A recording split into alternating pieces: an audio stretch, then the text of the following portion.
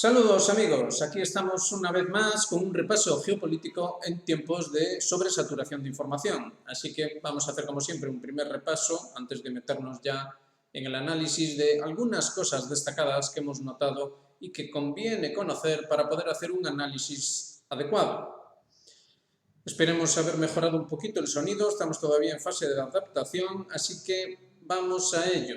Las últimas noticias son, como siempre, preocupantes. ¿Cómo no habrían de ser preocupantes cuando el Occidente busca la confrontación a cualquier precio? La idea es conseguir una conflagración mundial, tal y como hemos dicho en este canal desde hace tantos meses. Esa es la gran idea. Luchan tenazmente por realizar esa idea y veremos si al final lo consiguen o no. Esperemos que no. Entonces, Estados Unidos ha dado un paso más hacia la ruptura total de relaciones diplomáticas con Rusia. De hecho, ha habido muchas reacciones. La propia María Zaharova ha reaccionado bruscamente ante digamos, la dificultad creciente para, digamos, que los rusos en Estados Unidos puedan tener acceso a los necesarios servicios consulares, etcétera, etcétera. Y además los estadounidenses han cancelado los visados en relación a Rusia. Esto se añade ya a muchas otras medidas similares que han ido ocurriendo y hemos cubierto aquí muchas de ellas, no solo en Estados Unidos, sino también en general en el mundo occidental.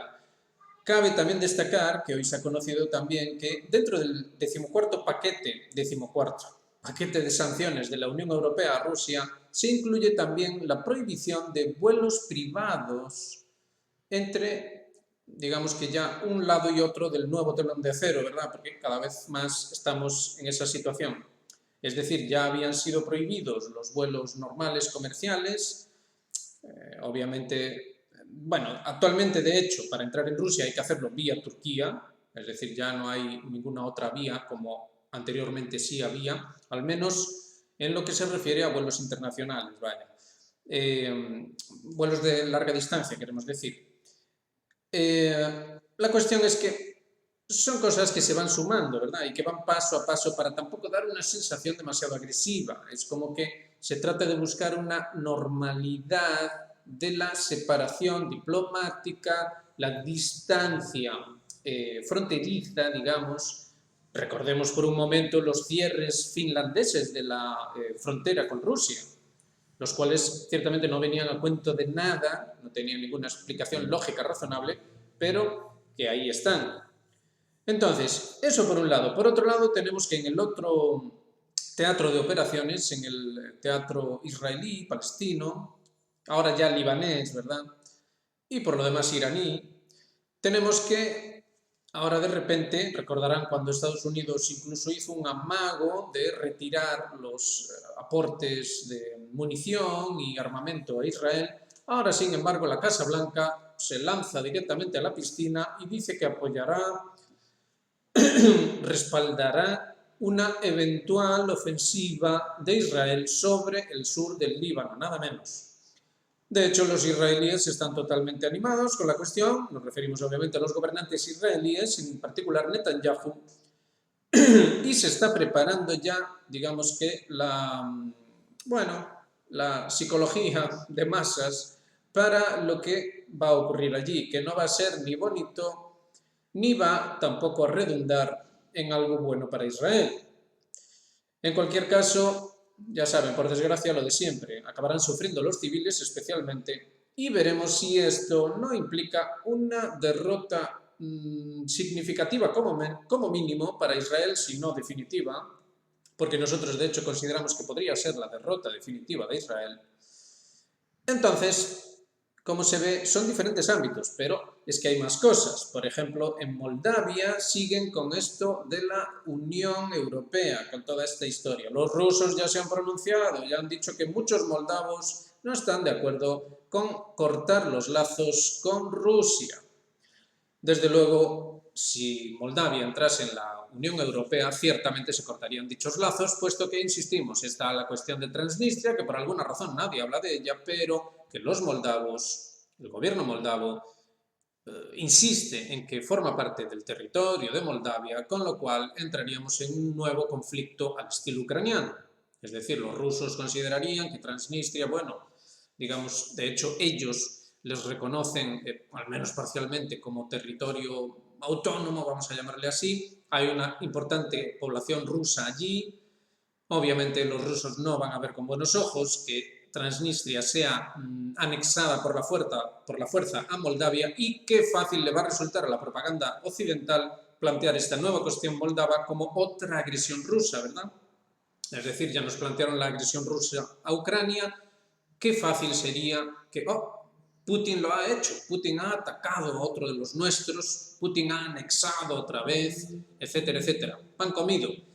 Y en relación con eso tenemos que también Estonia, en este caso, esto es una noticia del país que acabamos de ver de pasada, porque es imposible, digamos, que abarcar todo el volumen de información que hay, pero que va en la misma dirección. En Estonia dicen que pueden aguantar 2 semanas hasta que llegue la ayuda de la OTAN. Vaya planteamiento, ¿verdad? Vaya planteamiento. En fin, lo miremos como lo miremos, todo, digamos que por doquier suenan las trompetas de guerra, ¿verdad? Los tambores de guerra, o como sea que lo prefieran ustedes llamar. En fin, esa es la situación. Vamos directos al meollo. ¿Cómo no? En relación con esto tenemos que esto es muy llamativo, es muy llamativo. Rusia otra vez, dicen en Top War. Un periódico alemán informó que la causa del incendio en la fábrica Diel Metall, en Berlín, podría haber sido un sabotaje ruso. Como ven, todo encaja dentro de la misma narrativa, todo siempre para fomentar y alimentar esa confrontación, esa polarización, buscando, insistimos, la guerra total. Alemania no se queda atrás de Polonia. El periódico sensacionalista ilustrado más importante de Alemania informa, citando sus fuentes, que la causa del incendio ocurrido a principios de mayo en la fábrica Diel Metal Applications en Berlín podría haber sido un sabotaje ruso. Fíjense con el podría. Y esto a pesar de que a finales de junio el director de la empresa, Thomas Hoer, anunció que la causa del incendio había sido un fallo técnico. A esta conclusión llegó el grupo de expertos que investigó el incidente. A su vez, un representante de la policía de Berlín, después de que el incendio fuera extinguido, lo que llevó varios días, dijo al Berliner Morgenpost que la causa podría haber sido un manejo negligente del incendio. Es interesante, manejo negligente del incendio. Podría haber sido un sabotaje ruso.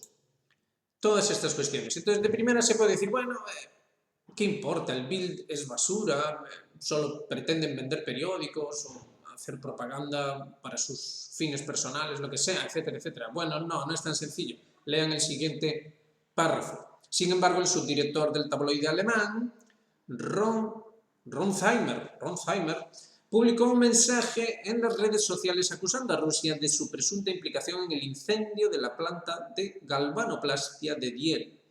Al mismo tiempo, se refirió vagamente a datos de algún servicio de inteligencia extranjero, o sea, alemán no, ruso obviamente tampoco, ¿serán los británicos otra vez?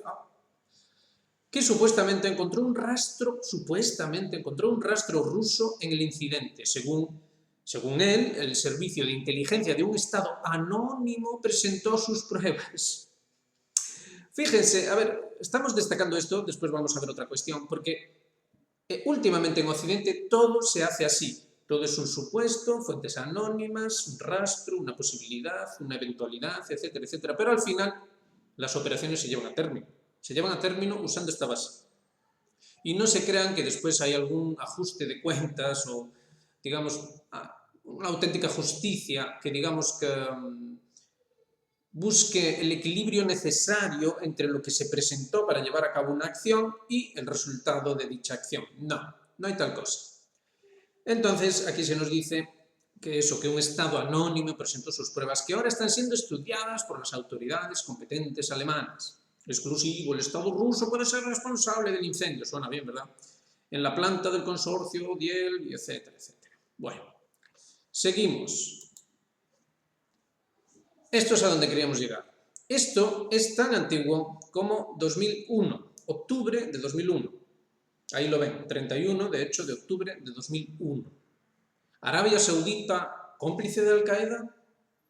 Sitúense, estamos hablando del 31 de octubre de 2001. Apenas habían pasado unos días, un mes y medio, desde que había ocurrido el evento de las Torres Gemelas. Y fíjense, a partir de los atentados del 11 de septiembre, el gobierno estadounidense declaró la guerra contra el terrorismo, al señalar al saudí Osama Bin Laden, líder del grupo terrorista Al-Qaeda, responsable de los ataques contra el World Trade Center y el Pentágono. El presidente George Bush ha especificado los frentes de la guerra, y ha definido a los que apoyan el terrorismo, el mal, y los que luchan contra él.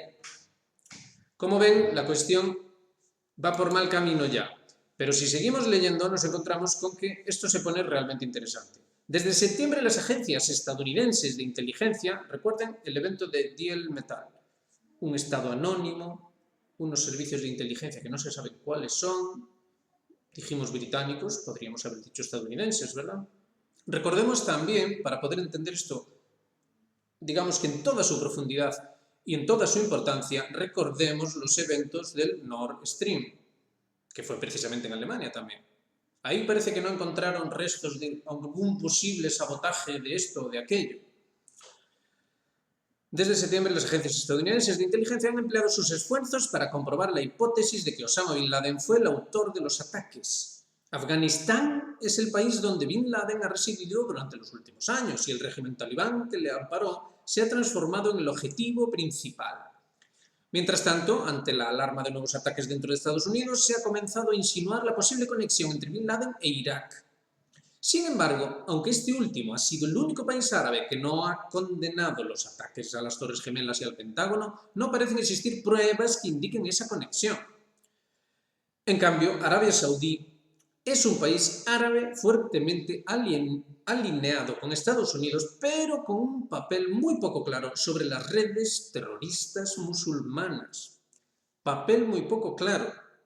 Recordarán los análisis que hicimos aquí acerca de las investigaciones de la red Voltaire y todo lo relativo a la hermandad musulmana, el apoyo de ciertos estados, entre ellos Arabia Saudita, a ciertas organizaciones, entre ellas el famoso ISIS y todo lo que ocurrió después. Tengan en cuenta que esto que estamos leyendo es del año 2001, poco después, días después del ataque a las Torres Gemelas. Según el presidente Bush, los que apoyan a los terroristas pueden sufrir represalias. Aquí ya tenemos lo que después iba a ser la tónica dominante, ¿verdad? Por eso hacíamos alusión a estas restricciones diplomáticas en Estados Unidos a los rusos o el 14º plan de sanciones de la Unión Europea a Rusia. Es decir, aquí ya empezábamos con esta retórica de las represalias, siempre basado en cosas vagas, ¿verdad? Es decir, no se sabe muy bien, no se sabe si Irak está relacionado, pero Osama Bin Laden y Afganistán tienen cierta relación, bueno, vamos para allá. La investigación sigue mostrando pruebas sobre la conexión entre grupos terroristas y Arabia Saudita. Incluso sin la ayuda del gobierno saudí, el FBI podría encontrar evidencias que comprometan seriamente al Estado saudí. Es decir, no necesariamente tenía que saberlo el gobierno. No necesariamente tenía que ser el propio gobierno el que lleve a cabo esas operaciones. Y aquí es cuando la cosa empieza a ponerse interesante. Es decir, puede utilizarse entonces un determinado país sin que esté vinculado el gobierno de ese país para llevar a cabo operaciones en otros estados, operaciones que redunden en ciertos eventos que convienen a ciertos intereses. Como ven, la información está ahí y es solo cuando pasa el tiempo cuando de verdad se pueden sacar las conclusiones si uno hace memoria y análisis acerca de lo acontecido y cómo después se acaba resolviendo. Tengan en cuenta que acaba de expirar, los saudíes no han renovado el acuerdo del petrodólar y ahora en Estados Unidos se habla de que Arabia Saudita es la que está relacionada con el 11S. Entonces, puede que la familia Al Saud haya financiado a estos grupos extremistas con el fin de evitar que estos no les echaran del poder. Es decir, es un clásico modus operandi del mundo anglosajón en general, también de otros ámbitos, pero digamos que en el mundo anglosajón, en el colonialismo anglosajón, está muy, muy nítido, es esta típica manera de operar. Sin embargo, sea cual sea el motivo, las pruebas contra el Estado saudí podrían aumentar. Queda por ver si el gobierno estadounidense cumplirá con las palabras de su presidente de investigar a fondo y que cualquier gobierno que apoye o que proteja a los terroristas sea castigado tanto como si fuera el responsable directo de los ataques. Todos sabemos lo que pasó a continuación de esto. Nadie quiso saber nada de Arabia Saudí. Todavía estaba vigente el petrodólar, ¿verdad? Pero ¿y ahora? Ahora que ya no está vigente el petrodólar, ¿es esto que estamos escuchando el preludio de algo que podría ocurrir precisamente en ese país? Pronto lo sabremos, sin duda. Y concluimos con unas notas de Larry Johnson, notas que vienen al caso aquí. Por ejemplo, en el primer caso, Larry Johnson hace unas bromas acerca de la eficiencia de las sanciones estadounidenses. Pero claro, fíjense en lo que acabamos de ver y reflexionen por ustedes mismos. ¿Eficientes para qué? ¿Para qué se supone que tienen que ser eficientes las sanciones? Se nos dice, ¿verdad?, que las sanciones tienen que ser eficientes para destruir Rusia, para potenciar esto, para evitar lo otro, etcétera, etcétera. Pero quizás sean eficientes para otra cosa diferente. Aquí ya hemos visto, por ejemplo, esa investigación alemana, ¿verdad?, que acaba sacando como conclusión que es el sabotaje ruso, pero que no presenta ninguna prueba. Podían haber hecho ese mismo esfuerzo con el Nord Stream, pero parece que no interesa. Es decir, una y otra vez tenemos este mismo problema, según el cual las sanciones y tantas otras cosas, pero en este caso hablamos de las sanciones, son para un determinado propósito, pero que parecen cumplir otro. ¿Cómo regular esto? ¿O es esto normal? No, desde luego que no es normal. ¿Y cómo regularlo? Bueno, para eso tendría que haber un auténtico Estado de Derecho. ¿Lo hay? Esa es la cuestión. ¿Es Estados Unidos un país o es un imperio que no se sabe muy bien quién lo dirige? La otra nota que hace Larry Johnson tiene que ver con la cuestión de Israel y ese supuesto ataque que va a llevar a cabo. Y él establece una relación interesante. Dice que este supuesto ataque que se va a llevar a cabo sobre Hezbollah, sobre el sur del Líbano, vendría a equivaler a la famosa contraofensiva que vivimos el año pasado. Es decir, un disparate. Y otra vez volvemos a lo mismo. La contraofensiva del año pasado, ¿qué era lo que realmente se proponía? Realmente se proponía romper las líneas rusas. Ya lo analizamos en su momento. Aquello era imposible. No iba a ocurrir. Muchos dijeron que sí, pero al final ocurrió lo que dijimos aquí, que no, que de ninguna manera. Cualquiera con dos dedos de frente que analizase mínimamente cuáles eran las características de lo que se llamó la línea Surovikin, concluiría, sin ninguna duda, con que los ucranianos no tenían ninguna posibilidad en absoluto de cruzar esas líneas. Pero es que quizá no era eso lo que se pretendía. Quizá lo que se pretendía, ya lo dijimos de aquella, era el auténtico, la auténtica guinda del pastel, el dorado, por así decir, que es conseguir meter a toda Europa en la guerra contra Rusia. Quizá era eso lo que se entendía, o lo que se intentaba, ¿verdad? Pensémoslo, si conseguimos destruir de manera eficiente al ejército ucraniano, y vaya que no fue eficiente aquello, si conseguimos al mismo tiempo meter en las cabezas la idea de que los rusos son peligrosos, que hacen sabotaje, que son los culpables de todo, ¿le duele a usted la espalda? Son los rusos. Hay que reírse. Pero el caso es que es así. Si conseguimos inocular todas esas ideas, entonces digamos que las piezas del dominó digamos, una tumba la otra, la cual tumba la siguiente, etcétera, etcétera, ¿verdad? Y por eso decíamos, hacíamos este análisis histórico de la cuestión de las Torres Gemelas y Arabia Saudí. Fíjense cómo, pasando el tiempo, se va viendo las cosas desde otro punto de vista, ¿verdad? Entonces los saudíes en realidad sí que estarían involucrados, pero no interesó hasta ahora decirlo por una serie de razones que también eran inconfesables, pero que ahora, bueno, ya se pueden decir porque ya no pasa nada. Entonces, en el futuro también ocurrirá lo mismo con esta cuestión, tanto en Ucrania como en Palestina, en el Líbano, etc. Ahora mismo hay cosas inconfesables, hay ciertos despistes que conviene implementar, ¿verdad?, por el bien común, pero después, con el tiempo, acabaremos viendo cuál es la realidad de las cosas. A nuestro juicio, la realidad de las cosas no puede ser más clara. La idea es conseguir empujar a toda Europa a una guerra contra Rusia. Pero no queda ahí la cosa. La idea es conseguir desestabilizar todo el Medio Oriente, que era el auténtico objetivo de todo lo relacionado con el evento de las Torres Gemelas. Además, esto fue declarado por parte del propio establishment estadounidense, aunque, como siempre, con esos ambajes típicos, con todo lo relativo a la cuestión de la supuestamente falsa doctrina Rumsfeld-Zebrowski, pero que al final demostró ser cierta, y de qué manera. Entonces, en última instancia, habría que añadir la cuestión de China, pero en última instancia estamos siempre, y esperamos que ahora haya quedado un poquito más claro, siempre en la misma cuestión, que es la isla del mundo. Siempre es la isla del mundo y el dominio global controlando esa isla y sobre todo controlando la zona clave de esa isla que coincide con Rusia y que permitiría implementar la necesaria extorsión sobre China, con lo cual digamos que todas las demás piezas caerían solas y todo estaría hecho. Como quien dice, cambiarlo todo para que nada cambie, ¿verdad? Una vez más. En fin, lo dejamos ahí, no insistimos más.